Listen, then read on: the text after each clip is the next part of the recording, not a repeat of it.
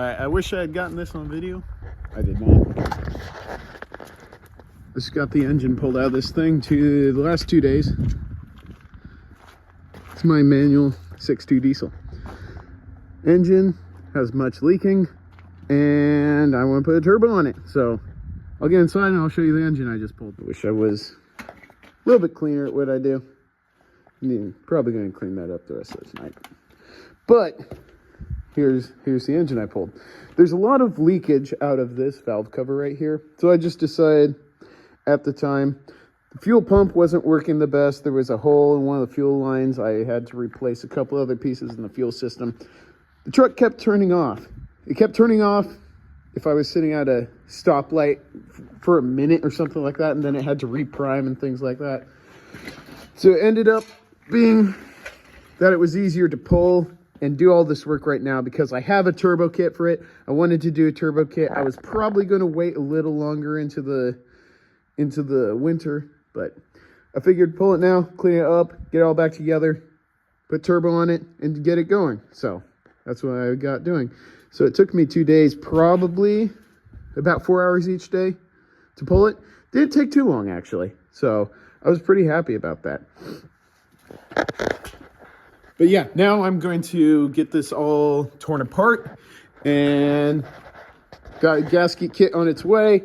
I don't have a turbo yet, but I have the full rest of the turbo kit besides oil lines. It's sitting over there on my table. So I'm going to first pull off the transmission, all that. Got all the other parts stacked away behind this truck right here and just start tearing it apart all the way heads off. Oil pan off. Inspect the rotating assembly and just go from there. All right, I got the transmission apart here. And honestly, it looks pretty decent. The throwout bearing here, I mean, it still looks pretty decent. Like, it doesn't make any noise or anything. Nothing I'm too concerned about. This engine itself is a 62,000 mile engine and transmission. Nothing's been done to it ever since new. So this is the first time, as far as I know, that it's ever been out. So honestly, not bad. I'll see how much all of this stuff new is, because you're supposed to put everything new in once you pull apart a clutch and pressure plate and flywheel. We'll see how much it'll cost, but if it's pretty expensive, I'm going to throw this all back in and see how it goes. But one thing that I'm going to say is, if you haven't bought them yet, get yourself some car dollies, because you will always use them for carrying some heavy stuff around the shop. Because I'm not interested in picking up this transmission and just lugging it around my shop, but I will push it around on these dollies. So that's what I would say. Even these engines work just fine on these dollies. I don't know if they're rated for it, but I've done it.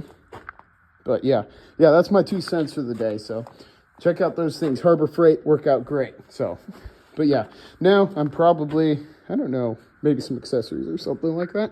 But yeah, that's a part that's going to get cleaned up. I'm not going to touch it. All right, so I just figured this out. This clutch has been done before. And so because of that, you know, it's probably going to be cheap enough. I'll just replace it and all that. But here, as you can see on the flywheel here, it's definitely been reamed on before. I don't know what makes those marks, like if it's a hammer, if it's something prying on it, I don't know. Doesn't matter. But the clutch here says remanufactured. So it's definitely been replaced before. I'll just go ahead, resurface the flywheel, get a new clutch, all that. No big deal. I mean, it's probably gonna be cheap enough. So that's the plan with this. I'm probably gonna take off the flywheel next, and then see what I can do about getting other stuff off the sides there. So I'm gonna get to that. Just saying, as I tear apart this engine, I have sitting over there in a box really nice just plastic gloves to keep my hands clean. And I don't know, every single time I go to tear apart something, work on something dirty, I just don't pick them up. I don't know why. I don't put them on. My hands get completely dirty, and I go into my house every single time, just completely black. on my hands from the oil and dirt and grime. I don't know why I don't do that. I should be doing that. Just a side note. All right, here we go. Mid tear down again. Just want to give a little update. I have the intake manifold off. Got all those bolts out. All the injection lines have these weird clips that go underneath them that hold the intake manifold down, so you have to kind of pry up on this just a little bit, break it loose and pull it out. No big deal. But now that I have it off, not the worst in terms of the amount of oil going through the EGR into the intake manifold. More than you'd like to see. You can't really see down there, but yeah, there's a lot of oil. But here's the whole injection system. Looks crazy, huh? Yeah, I wish I could explain how it works, but I haven't done enough research into it. I think it's a rotary piston style, but I could be wrong. But yeah, the injector lines go over the intake or the valve covers. So I had to take all of this off to get that off, to get the valve cover, the valve covers off to look inside there. So let me see if I can get the front stuff off, or if I'm going to go fuel line. I'm probably going fuel lines next and injectors, but you'll find out with me. So with the intake manifold and all that off, I'm going to get to the front bits right here, the oil filler. I'm going to get to the thermostat and the crossover pipe and all the accessory brackets and engine holders. So I'm going to get to that. Then we can get the front cover off, and then I can undo the fuel pump. So we'll work on the fuel lines at that point. So I'm going to get to this real quick. I got the front accessories off that I was working on getting. The thermostat, I got the front engine hook off, and this thing, I'm surprised I was able to pull it out of the pickup with that like that, but I'll get that welded up and fixed. But I got the cruise control out, got everything on top out, so I'm probably going to work on the fuel lines now. So I'll get those off, then I'll see about getting the valve covers off, and I'm really curious to see what underneath the valve covers look like. What the rockers all look like, if they all look like they've been not worn down or anything, if everything in there looks decently clean, like all the oil was changed at a decent time, and I'm curious to see just underneath that. So I'll get to that now. Just gonna point out I'm going to take off these lines now, like I said, and I'm gonna label them 1 through 8. Just so I don't mix them up or anything like that. Just want to make sure to take a picture or something like that if you're going to take apart something that you don't know where it goes back. I'm going to take videos here, take pictures, all the like, just so I know exactly where they go back, so I can see exactly which injector they go to, so that I'll know exactly where they go back there as well. So I'm going to get them off now. All right, so I got a couple more things done than just what I was going to do. So first thing that I did was I took off the the lines to the injectors and got all that off. But then I decided to take the valve cover off as well, just because I was there. Haven't done that one yet. But I got the valve cover off. I got the rockers and the push rods up there, and I'll talk about those in a second. But all things considered, this is a really clean engine. It's going to have a whole lot of really dark oil just because it's a diesel, but it's just how diesels run. So honestly, everything in here, when I took the rockers off, they felt really solid. Nothing was loose when I went across and felt them. Nothing was loose at all, so I'm really not concerned about that. So everything I took out is probably just going to go right back in, just because everything seems so solid. So that all looks good. Haven't taken the injectors or the glow plugs out yet, but I'll probably leave those when I pull the head, just so that they're easier to pull off at that time. But anyway, over here, you have to be careful about the push rods, because the push rods are designated top and bottom. One of the sides, I think the top is more hardened, so that when it goes up against the bottoms of the rockers, it's going to not wear out as quick. If you flip them over, the bottoms that will be the top, then they'll wear out really quick, because of the way that the push rods are made. So you got to keep these in the correct order and not flip them over. So just keep that in mind if you're rebuilding one of these. Other than that, I'm going to take the head off, see if I can see what's inside the cylinders. Kind of interested to see all that. What's really strange here is I'm used to pulling apart blown up engines. I'm not used to seeing that there's really good combustion in the chambers, that they're actually burning decently well. I mean, it's getting hot there, yeah. And there's a little bit of junk in there from taking the head off, but other than that, cylinders look fine. Nothing there. I mean, it's a 60,000 mile engine. It came out of a 60,000 mile pickup.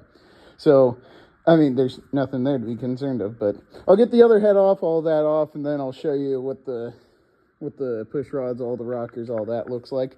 But I'll probably just pull the whole head off before I get in our video. So I'll get that off here in a second, and then I'll show you. All right, so I got the second head off. This is very interesting what's going on. I haven't inspected the head gasket yet, but as you can see here, this piston has a whole lot of black on the surface. It's just, as far as I can tell, it's burning well. This one's got a little bit of stuff down in the cylinder, but cross-hatching looks pretty good. As you can see on the head here, first two cylinders look just fine. This cylinder here has a lot of buildup there. As you can see from down there, there's a lot of buildup in there, and I'm not exactly sure what's going on there, but this cylinder is pretty clean as well. So I'm going to inspect the head gasket. The other cylinder, the back cylinder was, the other side, the back cylinder was pretty clear as well, just along with that back one right there. So I'm not sure if the head gasket is quite blown. I'm going to look closely and see what's going on, but that's the other head off. So I'm going to take off the oil pan as well. I'll probably update with a head gasket what I find from the head gasket, but I'm going to take off the oil pan as well and see if the mains are cracked. So we're going to see about that, and then that will be it for this video. So I'm going to get to that. Well, this is unfortunate. That's a crack right there. It's a pretty decent crack. There's another crack. Can't tell in there. I'm just assuming that one's cracked as well. Nothing up front there, but man, two cracks at least. Let's see here. Kind of hard to see in there. That one's cracked for sure. Yeah, that one's cracked. That sucks. So at least two of the three mains are cracked. So this is definitely going to be interesting. I know there's ways to weld up the mains there so that they can actually like you can grind them out, you can weld them up, and then you can retap them, because this is a normal thing to occur. These main bearing supports in there, it's a main thing to crack. So there are ways to fix them, and I'm going to have to look into that. Otherwise, I'm going to have to buy another block, and it's probably going to be cracked as well and things like that. So I'm going to look into that and talk to some people I know about having to fix that up. But other than that, I'm going to pretty much leave this for now until I can figure out what I'm going to do with it. So probably clean up in here, get the shop cleaned up, things like that, order all the parts I need to do before I get this all done or more torn apart, because I'm going to take this all the way down. If I have to do those cracks, I'm going to take it down to bare block and really clean it up well. So that's going to be it for now for this video. I'll get this edited up, but that's it for now. I'm going to get this couple more things cleaned up in here, but that'll be it. So cool.